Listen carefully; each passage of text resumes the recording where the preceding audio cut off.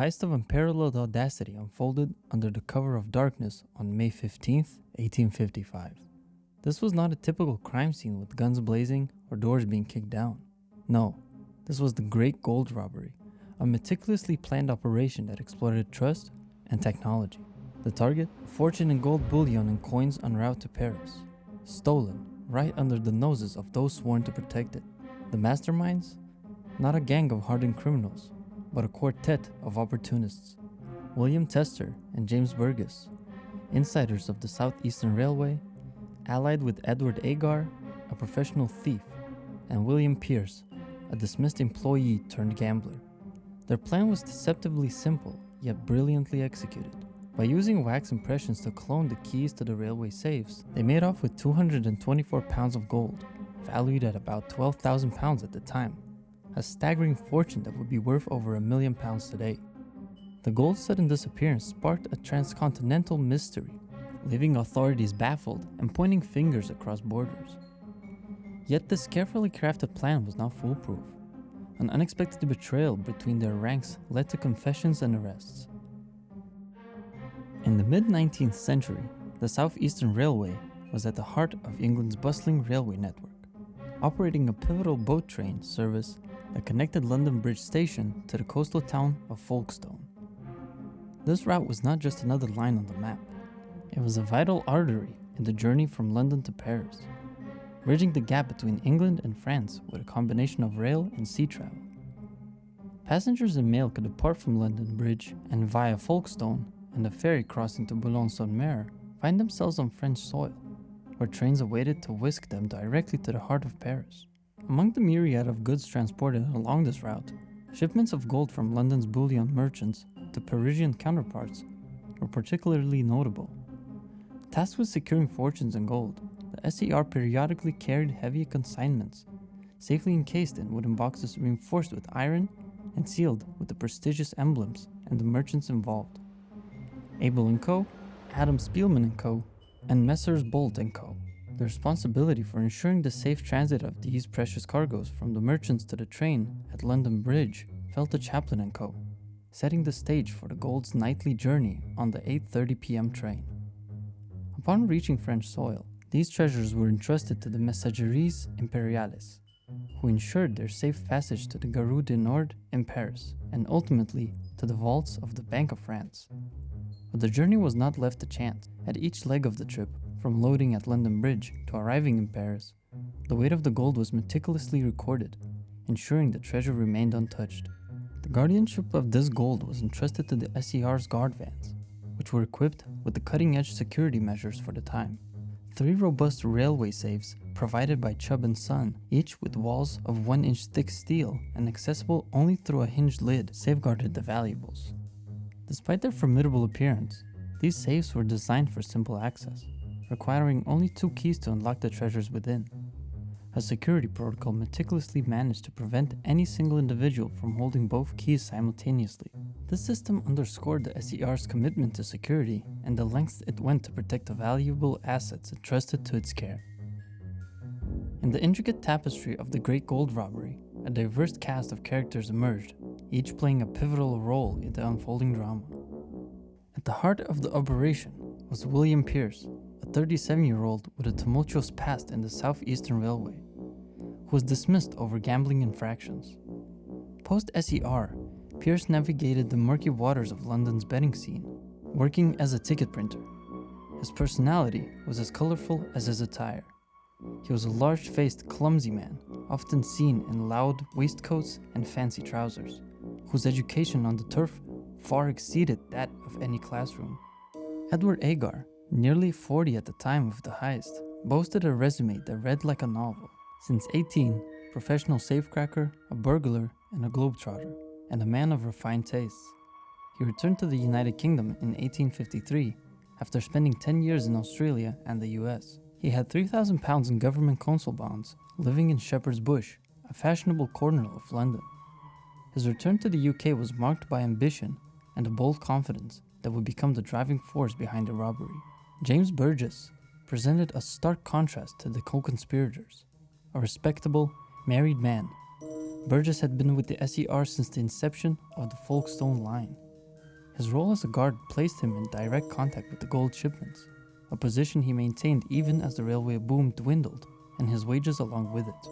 A well-educated man, William Tester, the assistant to the superintendent at the SER's London Bridge station, brought a different flavor to the mix with his monocle and a keen desire to climb the social ladder into the higher echelons.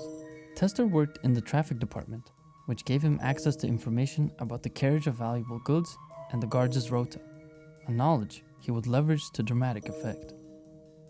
Fanny Kay, aged 23 in 1855, was Agar's partner and lived with him at his Cambridge villa house in Shepherd's Bush. She had previously been an attendant at Tunbridge railway station and had been introduced to Agar by Burgess in 1853. She had a child with Agar and moved in with him in December 1854. Lastly, James Townshend Sayward, known in the darker circles of London as Jim the Penman, was a barrister turned master forger. Leading a gang adept in check fraud, Sayward's reputation for daring and successful schemes added another layer of intrigue to an already complex plot. After his dismissal from the Southeastern Railway, William Pierce maintained his presence in the social circles of railway employees by frequenting the pubs and beer shops around the London Bridge. It was here, amidst the din of casual conversation, that Pierce gathered intricate details about the gold shipments bound for Paris. Observing and planning in silence, he deducted that the success of a potential heist hinged on acquiring duplicates of the safe's keys.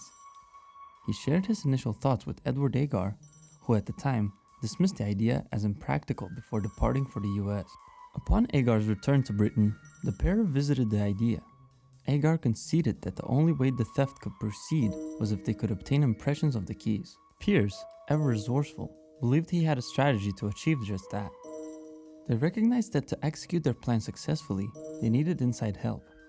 A guard in the van with the safes and an official privy to staff rotas and bullion shipment schedules. Thus, James Burgess and William Tester were recruited, expanding their cohort into a formidable group. In May 1854, Pierce and Agar ventured to Folkestone to scrutinize the end-of-line processes, especially key security and storage. Their overt surveillance eventually attracted the attention of both the SER's private police force and the local Folkestone Borough Police. This unwelcome scrutiny forced Pierce to retreat to London, leaving Agar to continue alone. Agar, blending in at the Rose Inn, where railway staff congregated, deduced that the superintendent at Folkestone carried one key while the other was secured in a cabinet at the railway offices on the Folkestone Pier. The break came in July 1854, when Captain Mould of the steamship company misplaced one of the keys, prompting the SER to return the safes to Chubb for lock reconditioning and issuing new keys. Tester, involved in the correspondence with Chubb, briefly smuggled the new keys out, meeting Pierce and Agar in a Tooley Street beer house to make wax impressions. However, in his nervousness, Tester only brought one of the necessary keys, leaving the group without a complete set. Using the false name of E.E. Archer, Agar used his funds to send 200 pounds of gold sovereigns on the SER line. The box of bullion, labeled E.R. Archer, care of Mr. Ledger or Mr. Chapman, was sent through the Folkestone, where Agar could collect it. Agar collected the package from the SER office and watched while the company's superintendent retrieved the safe key from a cupboard at the back of the room. Knowing where the keys were stored, Agar and Pierce stayed in nearby Dover the following weekend and walked to Folkestone. When the boat arrived from Boulogne, both members of the SER staff left the office to meet it. They left the door unlocked when they left. Pierce entered the office while Agar waited at the door on the lookout. Pierce opened the cupboard and took the safe key to Agar, who made a wax impression.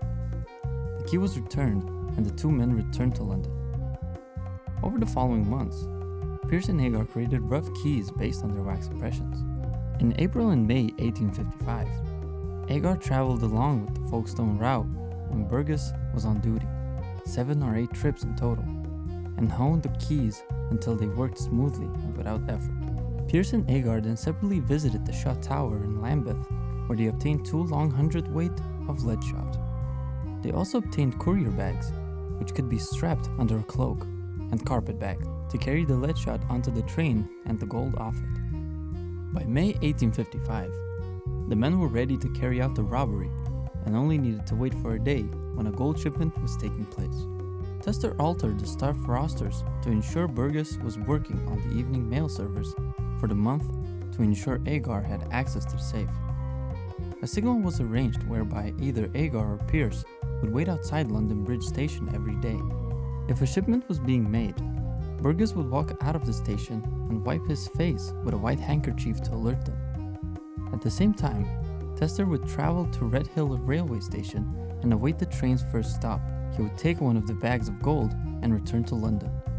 On 15th of May 1855, while Agar was waiting outside London Bridge Station, Burgess came out, wiped his face with his handkerchief, and returned inside.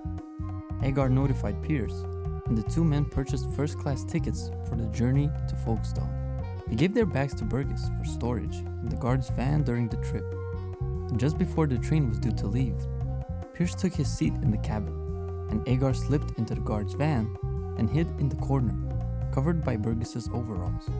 As soon as the train departed the station, Agar began work, and soon had the bullion boxes out of the safe. Instead of opening the box through the front, he used pincers to pull the rivets out of the iron bands that bound the box and used wedges in the reverse of the box to open the lid without too much visible damage. He removed gold bars from inside the box from Abel & Co., weighed them with the scales he was carrying in the bag, and put the exact weight of the lead shot back in the box. He nailed the bars back around the box, then resealed a wax seal on the front using a die he had made himself rather than one of the official seals of the bullion dealers. He managed to do this before the train arrived in Red Hill, a 35-minute journey from London Bridge. When it arrived at Red Hill, Agar again hid while Tester was handed the bag containing some of the gold. He returned to the SER offices in London, as arranged, so that he could be seen by colleagues and given himself an alibi for later. Pierce took the opportunity to leave his carriage and join his confederates in the guard's van. The other two boxes were examined after the train left Red Hill. The Adam Spielman & Co. box contained hundreds of American gold eagles worth $10 each. These were weighed, and the lead shot was again left in their place before the box was resealed. The final box, from Messrs. Bolt & Co., contained more gold bars. These weighed more than the remaining lead they had left, and many of the ingots were left behind to ensure there were no significant differences in the weights of the boxes when they were later weighed. The three men cleared away the mess they had made, mostly splinters and drops of wax, and prepared themselves by strapping onto the courier bags beneath their cloaks. When the train arrived in Folkestone at about 10:30 p.m., Pierce and Agar hid in the van while the safes were removed by staff.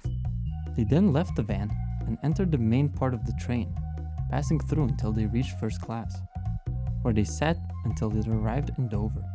When the train reached Dover, Pierce and Agar alighted, collecting their carpetbags full of gold from the guard's van, and then went to a nearby hotel for supper.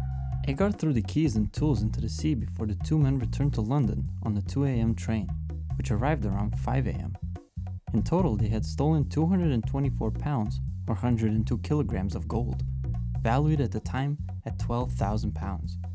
When the steamer carrying the gold arrived in Boulogne, one crewman saw that the bullion boxes were damaged, but as staff at Folkestone had not mentioned it, they saw no cause for concern. The boxes were weighed on arrival at Boulogne, where the box from Abel was found to be 40 pounds lighter than it had been in London, whereas the other two boxes weighed more. They were transported to Paris, where they were weighed again, with the same results as at Boulogne. The lead shot was found when safes opened, and the news was immediately relayed back to London.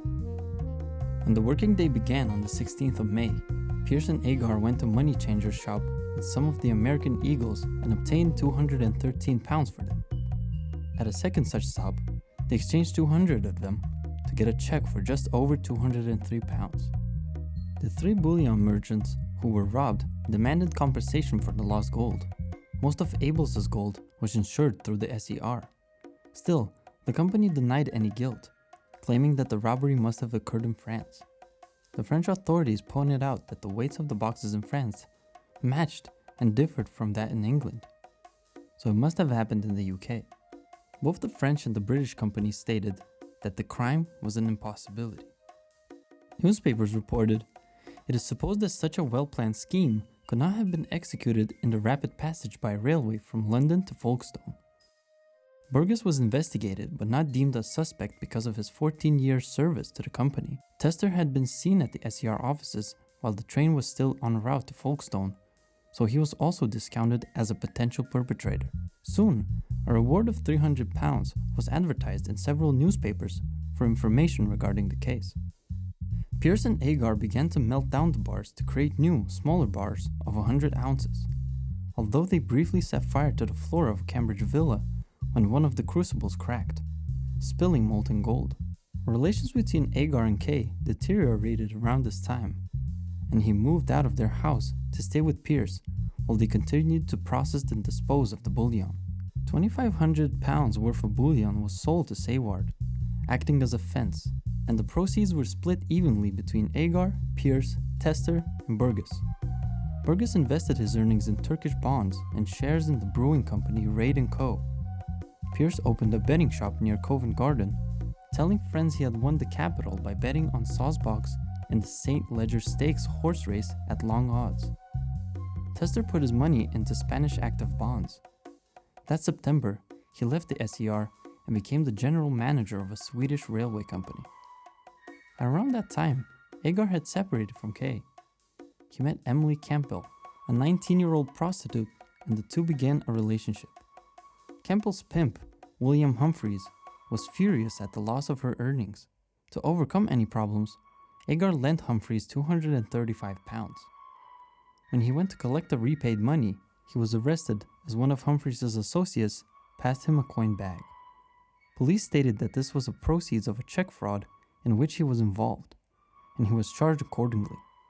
Agar stated that he knew nothing of the scam and was trying to collect the money he had lent.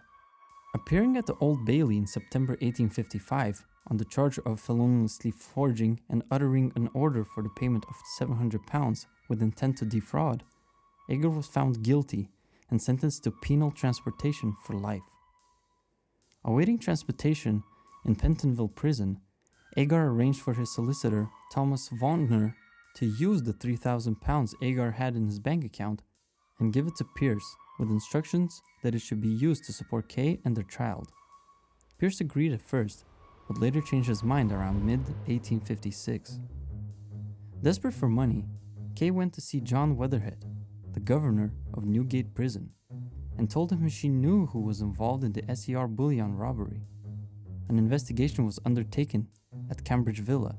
The Metropolitan Police found evidence that corroborated her story, including the burnt floorboards, specks of gold in the fireplace and under the floorboards, and evidence that the fireplace had been used at a very high temperature. Agar was interviewed in October of 1856 while still in Pentonville by John Rees, the company's solicitor for the SER. Agar refused to answer any questions, so Rees returned around 2 weeks later and tried again. In the interim, Agar heard that Pierce had not kept his word, and so, angered by the deceit of his erstwhile friend, he returned Queen's evidence and gave Rees the full details of the crime. Pierce and Burgess were arrested on the 5th of November. Tester was living in Sweden and could not be arrested, but he was informed that the police wanted to interview him. He voluntarily returned to England on the 10th of December and gave himself to the Lord Mayor. In November and December of 1856, hearings took place at the Mansion House, presided over by the Lord Mayor of London in his role as the Chief Magistrate of the City of London. Agar was not present for the first two hearings, but was brought to the court on the third day. When questioned, he confirmed that the story he had given to the police and identified pieces of evidence had been gathered. When the Lord Mayor decided on the 24th of December that the three men would stand trial for the robbery, Pierce said, "I have nothing to say. I reserve my defense." Burgess and Tester both stated, "I am not guilty." The trial occurred at the Old Bailey between 13th and 15th of January 1857 and received vast coverage in newspapers across Britain. Burgess, Tester, and Pierce all pleaded not guilty. Agar gave evidence against his former colleagues again and told the court he was a self-confessed professional criminal who had not made an honest living since the age of 18. Witnesses included the locksmith John Chubb, the bullion dealers, transportation agents, SER staff, the station staff of London Bridge and Folkestone, a customs officer from Boulogne, railway police, taverners, and hotel keepers. All corroborated Agar's story that the four men knew each other and were present together at various stages of the planning and execution of the crime. It took the jury 10 minutes to decide on the guilt of the three men, Pierce of larceny, Burgess and Tester of theft as a servant. Burgess and Tester were both sentenced to penal transportation for 14 years. Pierce was not a member of the SER staff and was given the lighter sentence of 2 years of hard labor in England, 3 months of which would be in solitary confinement. Tester and Burgess were transported on the board of Edwin Fox convict ship on the 26th of August 1858. The destination was the Swan River Colony in Western Australia. Burgess was given a ticket of leave in December of 1859 and a conditional pardon in March 1862. Tester received his ticket of leave in July 1859 and a conditional pardon in October 1861. He left Australia in 1863. Agar remained in England for a little longer. He is known to have been held in Portland Prison in February 1857 before being transported to Australia on the 23rd of September 1857. He was given his ticket of leave in September 1860 and a conditional pardon in September 1867. We hope you've enjoyed the story of the Great Gold Robbery. We would love to hear from you in the comment section below if you have any questions or thoughts about the video. Remember to hit that like button and subscribe to our channel for more content like this. Thank you for watching, and we'll look forward to seeing you in our next video.